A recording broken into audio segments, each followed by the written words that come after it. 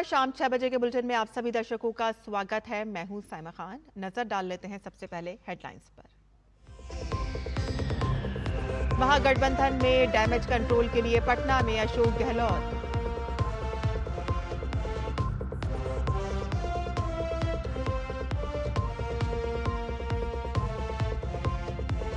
तेजस्वी यादव से मुलाकात के बाद सीट बंटवारे पर फंसा पेच, जल्द सुलझाने का किया वादा। कहा कि कल प्रेस कॉन्फ्रेंस में सब हो जाएगा साफ।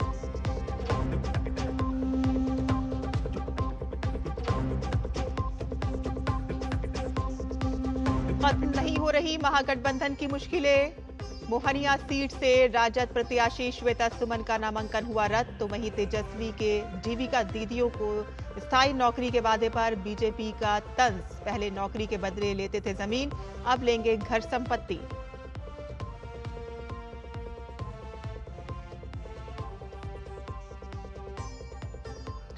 छठ त्योहार को लेकर रेलवे तैयार, स्टेशन पर यात्रियों की सुरक्षा और सुविधा के पुख्ता इंतजाम। नई दिल्ली स्टेशन पर मशीन से मिल रहा है तुरंत टिकट। 7,800 अतिरिक्त ट्रेनों का संचालन।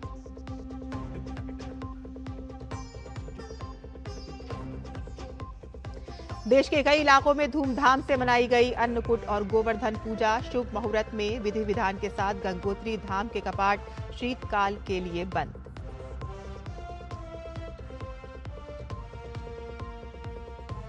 महिला क्रिकेट विश्व कप में गुरुवार को भारत और न्यूजीलैंड के बीच होगी भिड़ंत। सेमीफाइनल में पहुंचने के लिए टीम इंडिया का मैच जीतना जरूरी।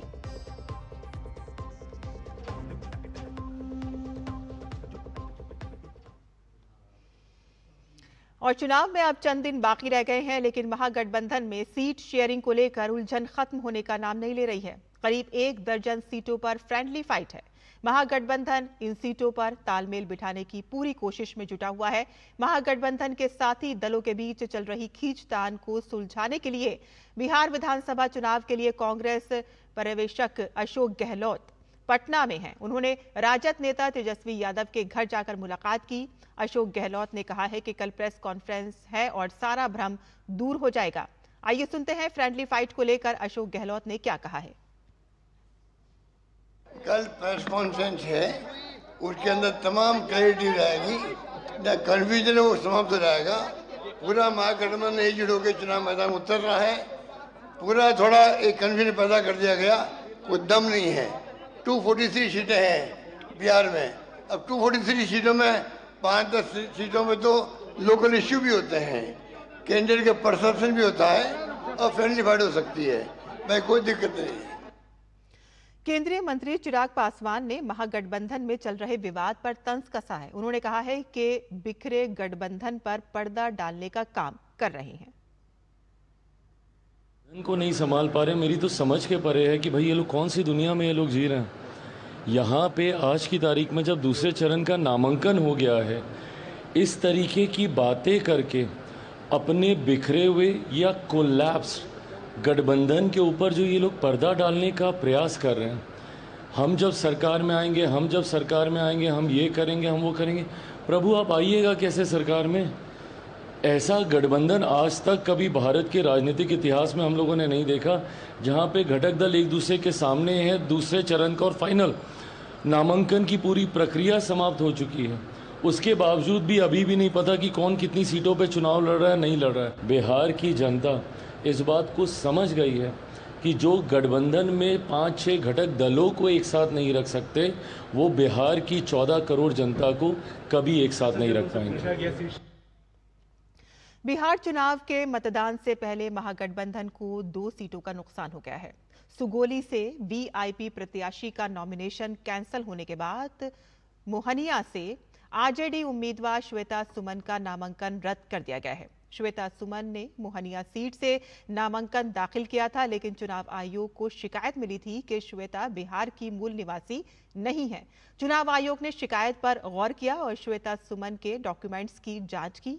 नामांकन पत्र में गलती पाई गई, जिस पर कार्रवाई करते हुए चुनाव आयोग ने उनका नामांकन रद्द कर दिया।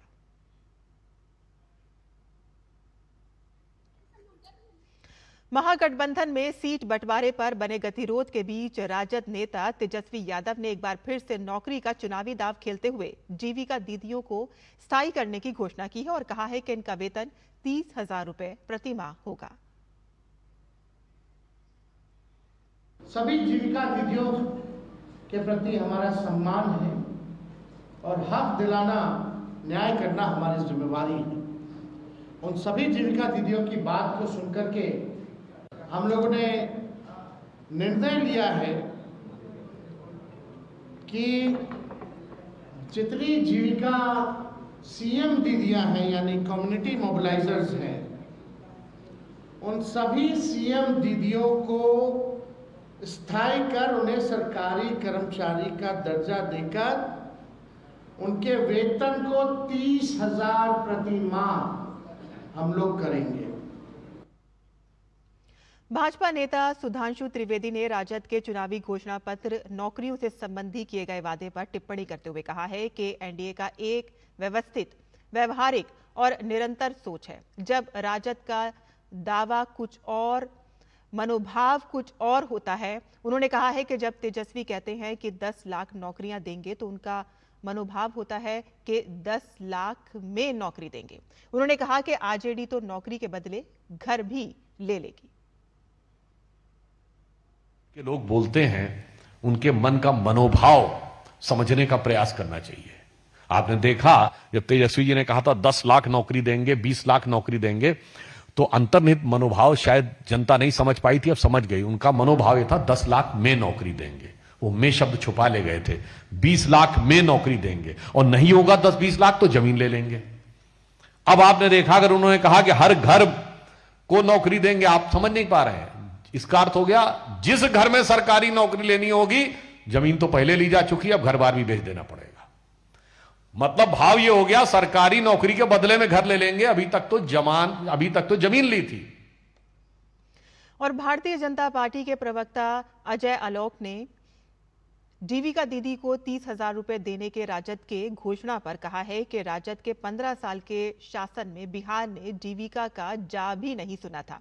अपहरण, लूट, हत्या राजद की जीविका है। वह जीविका दीदियों का कोई भला नहीं कर सकते। उन्होंने कहा कि चुनाव से पहले महागठबंधन के दल खुद में सिर फुटअव्वल कर रहे हैं। कुंभकर्ण का नाम सुना था आपने? रामायण में सो गए थे कुंभकर्ण। जब राम की सेना ने लंका पे चढ़ाई की तो डुगडुगी बजा के उठवाया गया था कुंभकर्ण को। तो इस कुंभकर्ण की भी नींद अब खुली है जब चुनाव में 12 दिन बच गए। महागठबंधन में एक दूसरे पर सुर फुटअव्वल पड़ रहे हैं, जूते चल रहे हैं। इनकी नींद अब खुली है, अब इनको बिहार बदलना है। तो हद हाल है यार। 15 साल में लालू राबड़ी के राज में जीविका का जब बिहार नहीं सुना था, आज इनको जीविका याद आ रही है। अरे इनकी जीविका क्या है? इनकी जीविका है अपहरण उद्योग। आरजेडी की जीविका है लूट उद्योग। आरजेडी की जीविका है हत्या उद्योग। आरजेडी की जीविका है अवैध शराब उद्योग। आरजेडी की जीविका है बालू उद्योग। इनसे जीविका चलाएंगे। और यहां बुलेटिन में हम रुकते हैं एक छोटे से ब्रेक के लिए। हम जल्द हाजिर होंगे। आप देखते रहिए डीडी न्यूज।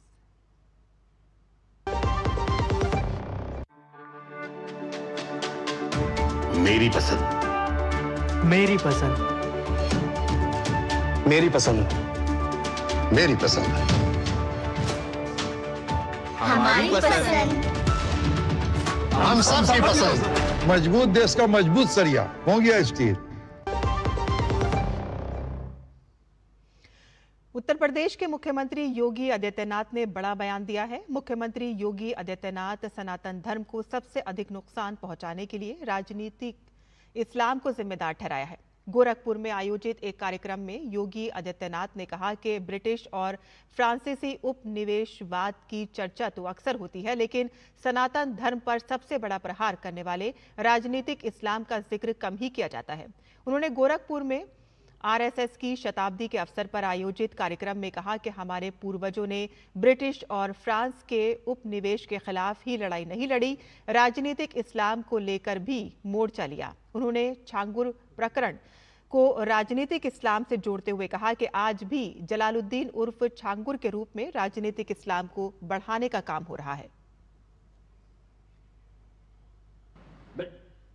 इसकी चर्चा होती है, फ्रांस के उपनिवेश की चर्चा होती है, लेकिन राजनीतिक इस्लाम की कहीं चर्चा नहीं होती। राजनीतिक इस्लाम वही है जो छागुर के रूप में डेमोग्राफी को चेंज करके राष्ट्र माता के टुकड़े टुकड़े करने की मंशा के साथ कार्य कर रहा है, और उससे सतर्क रहने के लिए राष्ट्रीय स्वयंसेवक संघ आज समाज को जोड़ने के जिस बड़े अभियान को आगे बढ़ा रहा है, और वह अत्यंत अभिनंदनीय प्रयास है। संयुक्त राष्ट्र द्वारा प्रतिबंधित और पाकिस्तान प्रायोजित आतंकी संगठन जैश-ए मोहम्मद अब महिलाओं की भर्ती के लिए एक नया अभियान चला रहा है, और इस आतंकी संगठन ने हाल ही में अपनी महिला विंग जमात अल मुमिनात की घोषणा की है, और बाद अब महिलाओं के लिए एक ऑनलाइन प्रशिक्षण कोर्स शुरू किया है। जैश-ए मोहम्मद की ओर से शुरू किए गए इस ऑनलाइन प्रशिक्षण का नाम है तुफत अल मुमिनात। रक्षा सूत्रों के मुताबिक आतंकवादी मसूद अजहर की बहन इस ऑनलाइन प्रशिक्षण की लाइव क्लास लेंगी। संगठन का लक्ष्य अपनी महिला ब्रिगेड को आईएसआई, हमास और एलटीटीई जैसे आतंकी संगठनों के ढांचे की तर्ज पर तैयार करना है। सुरक्षा एजेंसियों को आशंका है कि भविष्य में इन महिलाओं का उपयोग आत्मघाती या फिदायन हमलों में किया जा सकता है। जैश-ए मोहम्मद ऑनलाइन प्रशिक्षण व ऑनलाइन कोर्स से नई भर्ती और फंड इकट्ठा करने की साजिश कर रहा है, और इस कोर्स के जरिए जैश न केवल महिलाओं को कट्टरपंथी विचारधारा से जोड़ने की कोशिश कर रहा है, बल्कि उनसे चंदा भी वसूल कर रहा है। हर महिला प्रतिभागी से 500 पाकिस्तानी रुपए दान के रूप में लिए जा रहे हैं। यह आतंकी संगठन महिलाओं से एक ऑनलाइन सूचना फॉर्म भी भरवा रहा है, ताकि उन्हें जैश के नेटवर्क में शामिल किया जा सके। हालिया घटनाक्रम के अनुसार 8 अक्टूबर को मसूद अजहर ने जमात अल मुमिनात के गठन की घोषणा की।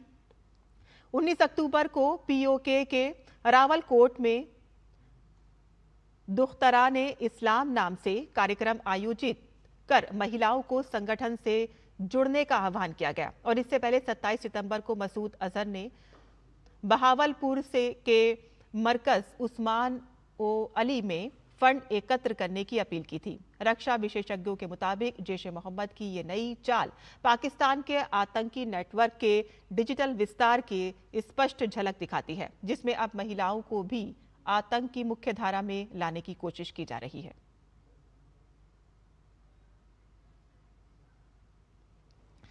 लेह में 24 सितंबर को हुई हिंसा के बाद अब लद्दाख में हालात सामान्य होने की दिशा में एक अहम कदम बढ़ाया गया है।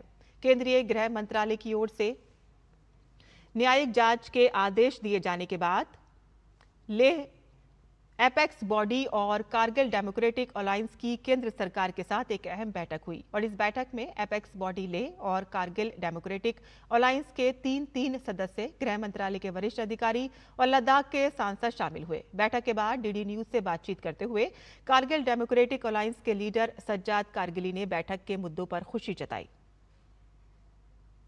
स्टेट हुड और 6 शेड्यूल की मांग को लेकर 6 साल से लद्दाख में एक मूवमेंट चल रहा है, तो उसी को लेकर एमएचए के साथ बातचीत का सिलसिला कंटिन्यू है।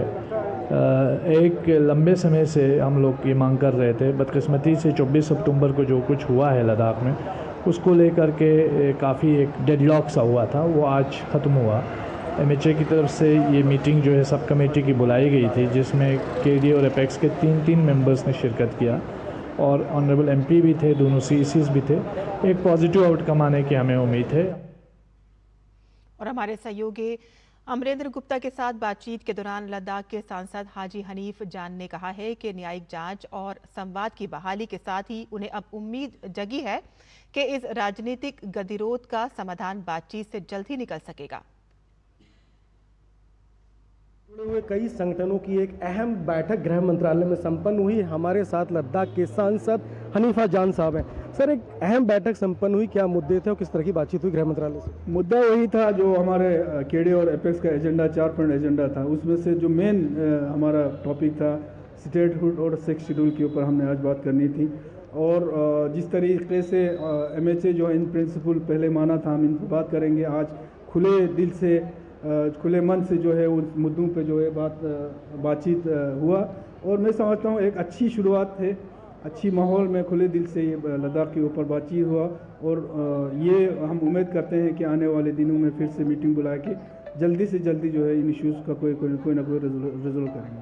कौन कौन से अहम मुद्दे हैं? हमारा जो एजेंडा है उसी एजेंडे पे हमने बात किया है, तो बहुत अच्छे माहौल में अच्छी शुरुआत हुआ है। ये में 6 शेड्यूल और स्टेटहुड पे क्या आंसर किया, किस तरह का प्रतिक्रिया रही गृह मंत्रालय? देखिए, हमने अपने ओर से जो हमारा जो मुद्दे थे उस पर जो सजेशन वगैरह था वो रखा, MHA ने अपना रखा। अब आने वाले जो मीटिंग्स है उनमें तफसीलन जो है इन पे डिस्कशन हो जाएंगे। सर, कोई समय सीमा तय हुई है अगली मीटिंग की? कोई समय तय नहीं हुआ है, लेकिन इतना है कि कोशिश करेंगे किसी टाइम बाउंड में जल्दी से जल्दी जो है मीटिंग वगैरह करके इस इशू को हल किया जाए। बहुत बहुत धन्यवाद। तो ये थे लद्दाख के सांसद हनीफा जान साहब, जिनका मानना है कि आज बहुत अच्छे माहौल में गृह मंत्रालय के साथ लद्दाख से जुड़े हुए विषयों पर मीटिंग हुई, जिसमें जो अहम मुद्दे थे वो स्टेटहुड का एक मुद्दा था। हनीफा जान, उनका कहना है कि गृह मंत्रालय ने बहुत अच्छे माहौल में इस मीटिंग को किया, उनकी बातों को सुना और आगामी मीटिंग भी इस मुद्दे पर जल्द होगी। कैमरामैन शिव सुमन के साथ अमरेंद्र गुप्ता, DD न्यूज, दिल्ली। दिवाली और छठ पर यात्रियों की बढ़ती संख्या को देखते हुए रेलवे आने वाले दिनों में लगभग 7,800 और विशेष ट्रेनें चलाने की योजना बना रहा है। त्योहारों पर आने वाली भीड़ पर नजर रखने के लिए वॉर रूम स्थापित किए गए हैं। रेल मंत्री ने कल नई दिल्ली रेलवे स्टेशन का दौरा किया और त्योहारों के दौरान यात्रियों के लिए की गई व्यवस्थाओं का जमीनी स्तर पर आकलन किया। रेल मंत्री ने नई दिल्ली स्टेशन पर तैयारियों की समीक्षा की। प्लेटफॉर्म RPF कंट्रोल रूम में रेल मंत्री की बातचीत भी हुई। मेडिकल यूनिट और यात्रियों से रेल मंत्री ने बातचीत की। रेल मंत्री ने यात्री सुविधा केंद्र का दौरा भी किया। पिछले 20 दिनों में 4,211 विशेष ट्रेनों का संचालन किया गया है। 20 दिन में 1 करोड़ से ज्यादा लोगों ने यात्रा की है। 7,800 और ट्रेनों का परिचालन शुरू करने की तैयारी की जा रही है। प्रतिदिन लगभग 4.25 लाख लोग कर रहे हैं इसमें सफर।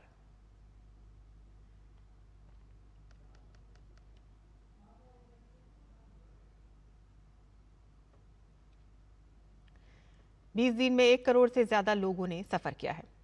और आगे बढ़ते हैं, छठ पर्व पर यात्रियों की सुविधा और सुरक्षा के लिए रेलवे पूरी तरह से मुस्तैद है और नई दिल्ली स्टेशन पर रेल सेवक MUTS यानी कि mobile unreserved ticketing service machine के जरिए यात्रियों को तुरंत टिकट दिया जा रहा है। हमारे सहयोगी राजेश राज की ये रिपोर्ट देखिए। नई दिल्ली रेलवे स्टेशन के अजमेरी साइड एरिया में जो होल्डिंग एरिया बनाया गया है उसमें तमाम तरह की सुविधाएं मौजूद हैं। अनरिजर्व्ड कैटेगरी की टिकट काउंटर्स भी बड़े पैमाने पर हैं। जो टिकट वेंडिंग मशीन है वो भी लगाए गए हैं। इसके अलावा वैसे मुसाफिर जो खुद टिकट नहीं काट सकते उनके लिए MUTS की व्यवस्था है, यानी मोबाइल से आप देख सकते हैं कि मोबाइल से ये जो भारतीय रेल के जो कर्मी हैं वो मोबाइल के द्वारा उसे टिकट जो है काट कर और हाथों हाथ मुसाफिर को देने का काम कर रहे हैं। हम CPRO नॉर्दर्न रेलवे से बात करेंगे। सर, ये जो MUTS है ये है क्या? देखिए, ये मोबाइल टिकटिंग सिस्टम है। ये एक नया प्रकार का इनोवेशन है। कुंभ के टाइम से शुरू हुआ और अभी छठ के अवसर पर इसका व्यापक प्रयोग हो रहा है। इसमें यात्रियों को एक अतिरिक्त सुविधा दी गई है अनरिजर्व क्लास का टिकट लेने की। हमारे ये रेल सेवक हैं कमर्शियल विभाग के, ये जगह जगह जहाँ पे लोग हैं, जहाँ भीड़ है टिकट काउंटर पे या जहाँ लोग वेट कर रहे हैं, वहाँ जाके और पूछते हैं आपने टिकट लिया कि नहीं लिया। नहीं लिया तो मैं आपको टिकट देने के लिए तैयार हूँ। वहाँ पर मोबाइल के माध्यम से इनके पास एक देखें आप ये मशीन भी है जिसके माध्यम से एक तरह से ट्रांसपॉन्डर है और ये टिकट प्रिंटिंग मशीन है। ये मोबाइल से कनेक्टेड है तो ब्लूटूथ के माध्यम से। तो इसके इन दोनों के प्रयोग से, मोबाइल और इस गैजेट के प्रयोग से तुरंत अनरिजर्व टिकट बुक किया जाता है और यात्रियों को दिया जाता है। इससे यात्रियों को बड़ी सुविधा मिल रही है और इस कदम की यात्री बहुत सराहना भी कर रहे हैं। तो ये एक भारतीय रेल की बेहतरीन पहल है जिससे मुसाफिरों को टिकट के लिए टिकट काउंटर पर माथापच्ची करने की जरूरत अब बिल्कुल नहीं रही। कैमरामैन केशव के साथ राजेश राज, DD न्यूज, दिल्ली। और त्योहारों के सीजन में रेलवे लोगों को सकुशल उनके घर तक पहुंचाने की तमाम व्यवस्थाओं में जुटा है, लेकिन सोशल मीडिया में अव्यवस्था की बात करते हुए कई वीडियो साझा किए जा रहे हैं और ऐसे ही एक वीडियो को फैक्ट चेक में गलत पाया गया है।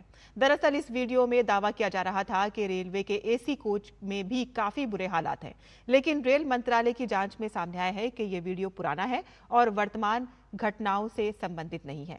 मंत्रालय ने ऐसे भ्रामक सामग्री पर विश्वास करने या उसे फॉरवर्ड करने से बचने की सलाह दी है। दिल्ली की मुख्यमंत्री रेखा गुप्ता ने छठ पर्व की तैयारियों का जायजा लिया। उन्होंने वजीराबाद स्थित सुर घाट का दौरा किया और प्रेमबाड़ी पुल से मुनक नहर तक चल रहे कार्यों की समीक्षा की। इस बार दिल्ली सरकार यमुना नदी के किनारे 17 मॉडल घाट बना रही है, जहां छठ व्रतियों के लिए सारी सुविधाएं उपलब्ध होंगी और इसके साथ ही दिल्ली में 1000 से अधिक स्थानों पर छठ पूजा का आयोजन होगा और सभी जगहों पर तैयारियों के लिए सरकारी मशीनरी पूरी तरह से सक्रिय है। मुख्यमंत्री रेखा गुप्ता ने बताया कि दिल्ली में जहां पर छठ पूजा आयोजित की जाती है, वहां बीजेपी के विधायक, पार्षद और सांसद घाटों पर पहुंचकर तैयारियों की निगरानी करेंगे और स्वच्छता अभियान चलाएंगे। पूरी दिल्ली में जितनी भी जगह दिल्ली में छठ मनाई जा रही है, हमारे सभी विधायक, हमारे सभी मंत्री, पार्षद, सांसद, सब लोग इन छठ घाटों पे तैयारियों का जायजा एवं स्वच्छता अभियान, ये कार्यक्रम हमने शुरू किया है जो 26 तारीख तक चलेगी। 27 और 28 की दिल्ली में और देश में छठ है। छठ जो इस बार दिल्ली में त्यौहार है, भव्यता के साथ मनाया जाएगा। और इस बार दिल्ली वासी छठ महापर्व पर बदली हुई दिल्ली का अनुभव करेंगे। दिल्ली के पर्यावरण मंत्री मनजिंदर सिंह सिरसा ने आज ITO छठ घाट पर तैयारियों का निरीक्षण किया और इस मौके पर उन्होंने श्रमदान भी किया। दिल्ली के ITO स्थित छठ घाट पर तैयारियों का जायजा लिया हमारे संवाददाता गिरीश निशाना ने। दिल्ली सरकार इस बार छठ पर्व को पहले से कहीं ज्यादा भव्य, सुरक्षित और व्यवस्थित आयोजित करने के लिए पूरी प्रतिबद्धता के साथ कार्य कर रही है। आप यहां देख सकते हैं दिल्ली में यमुना नदी का जो जल है किस तरह से पहले से कहीं ज़्यादा स्वच्छ और निर्मल हो गया है और झाग या अन्य प्रकार के प्रदूषण भी कोई समस्या नहीं दिखाई दे रही। घाटों की सफाई और समतलीकरण के लिए JCB मशीनों द्वारा लगातार कार्य किया जा रहा है। दिल्ली सरकार के सभी विधायक, मंत्री और अधिकारी खुद मैदान में उतरकर तैयारियों की निगरानी कर रहे हैं। दिल्ली के पर्यावरण मंत्री मनजिंदर सिंह सिरसा ने ITO स्थित छठ घाट का दौरा किया और उन्होंने यहाँ पर श्रमदान भी किया। ये निर्मल यमुना जी हैं, ये वही यमुना जी हैं जहाँ गंदगी का ढेर होता था, बाहर होता था। ये वही यमुना जी हैं जिसकी सफाई में 10 साल अरविंद केजरीवाल जी असमर्थ रहे। ये यही यमुना जी हैं जिसको गंदगी का ढेर बना दिया था और हर बार ये कहा जाता था अगले 5 साल मुझे दे दो। रेखा गुप्ता जी ने नहीं कहा मुझे 5 साल दे दो, उनके 6 महीने और दूसरी सरकारों के 25 साल। तो यमुना जी के किनारे ये सफाई अभियान पूरे दिल्ली के अंदर चल रहा है, न खाली यमुना जी के किनारे बल्कि जहाँ जहाँ भी छठ पूजा के इंतज़ाम किया गया है, भव्य इंतज़ाम किया गया है। माननीय रेखा गुप्ता जी खुद उसका निरीक्षण कर रही हैं, खुद मॉनिटरिंग भी कर रही हैं और सब जगह पे बहुत सुंदर सांस्कृतिक कार्यक्रमों का इंतज़ाम किया गया है। ये छठ पूजा उतनी ही भव्य होगी जितनी भव्य इस बार दीपावली थी। दिल्ली सरकार दिल्ली के पल्ला से लेकर कालिंदी कुंज तक सभी घाटों पर सफाई, समतलीकरण और स्वच्छता के कार्यों पर युद्ध स्तर पर कार्य करवा रही है। इस बार का छठ पर्व दिल्ली वासियों के लिए विशेष और यादगार होगा। जिस तरह इस वर्ष की दीपावली अभूतपूर्व से मनाई गई, उसी प्रकार छठ पर्व भी राजधानी में भव्यता और सुव्यवस्था का एक नया मानक स्थापित करेगा। इस बार छठ पर्व पर दिल्ली वासी बदली हुई दिल्ली का अनुभव करेंगे, एक ऐसी दिल्ली जो श्रद्धा, संस्कृति और स्वच्छता का संगम बनेगी। कैमरामैन सन्नी कालरा के साथ गिरीश निशाना, DD न्यूज, दिल्ली। और यहाँ बुलेटिन में हम रुकते हैं एक छोटे से ब्रेक के लिए। हम जल्द हाजिर होंगे, आप देखते रहिए DD न्यूज। जब धरती चीर कर निकलता है लोहे का पत्थर और मिलता है मोंगिया के जोश से, फिर तपता है, पिघलता है और बनता है फौलाद। अब होता है सरिया सारी खूबियों के साथ। मोंगिया स्टील, मजबूत देश का मजबूत सरिया। ब्रेक के बाद आपका फिर से स्वागत है। जापान भारत समुद्री अभ्यास के लिए भारतीय नौसेना पोत INS सह्याद्री ने जिमैक्स 25 के समुद्री चरण में भाग लिया। INS सह्याद्री के साथ ही Japan maritime self defence force के पोत असाही, ओमी और पनडुब्बी समुद्री अभ्यास में भाग लिया।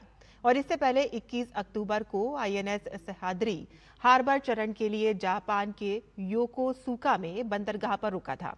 समुद्री चरण 8 में उन्नत पनडुब्बी रोधी युद्ध और मिसाइल रक्षा अभ्यास शामिल थे, जिसमें उड़ान संचालन और चल रहे पुनः पूर्ति के माध्यम से अंतर संचालन क्षमता को बढ़ाया गया। योकोसुका में बंदरगाह चरण के दौरान INS सह्याद्री के चालक दल और भाग लेने वाली JMSDF इकाइयां विविध व्यावसायिक और सांस्कृतिक आदान प्रदान में शामिल हुई। और बता दें कि INS सह्याद्री स्वदेशी निर्मित शिवालिक श्रेणी का गाइडेड मिसाइल स्टील्थ फ्रिगेट है।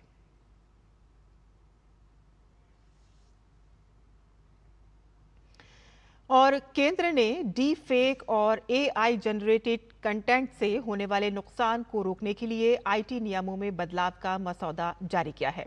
इलेक्ट्रॉनिक्स और सूचना प्रौद्योगिकी मंत्रालय द्वारा तैयार किए गए मसौदे में कहा गया है कि अब सोशल मीडिया प्लेटफॉर्म को AI या सिंथेटिक कंटेंट्स को स्पष्ट रूप से चिन्हित करना होगा, जिससे यूजर्स असली और नकली सामग्री में फर्क कर सकें। प्रस्तावित संशोधन के मुताबिक फेसबुक, इंस्टाग्राम और एक्स जैसे बड़े सोशल मीडिया प्लेटफॉर्म को ये सुनिश्चित करना होगा कि यदि कोई कंटेंट AI या कंप्यूटर जनित है तो उस पर लेबल या मार्कर लगाया जाए। ये लेबल विजुअल कंटेंट में कम से कम 10% हिस्से पर स्पष्ट रूप से दिखाई देना चाहिए, जबकि ऑडियो में शुरुआती 10% अवधि तक सुनाई देना जरूरी होगा। सोशल मीडिया प्लेटफॉर्म को ये भी जांच करनी होगी कि यूजर द्वारा अपलोड किया गया कंटेंट असली है या सिंथेटिक।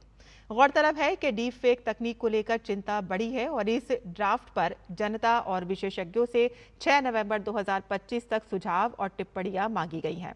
इन प्रस्तावित बदलावों का उद्देश्य यूजर्स को जागरूक बनाना, फेक कंटेंट पर अंकुश लगाना और साथ ही AI इनोवेशन के लिए एक सुरक्षित वातावरण तैयार करना है।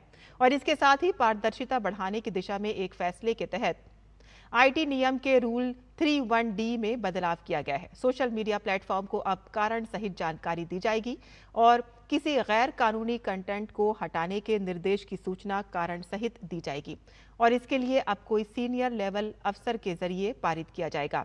सचिव स्तर पर होगी मासिक समीक्षा भी की जाएगी और ये नए नियम 1 नवंबर से प्रभावी होंगे। और इसी के साथ ही हमारा ये समाचार यहीं खत्म होता है। हमारी पूरी टीम को अनुमति दें। नमस्कार।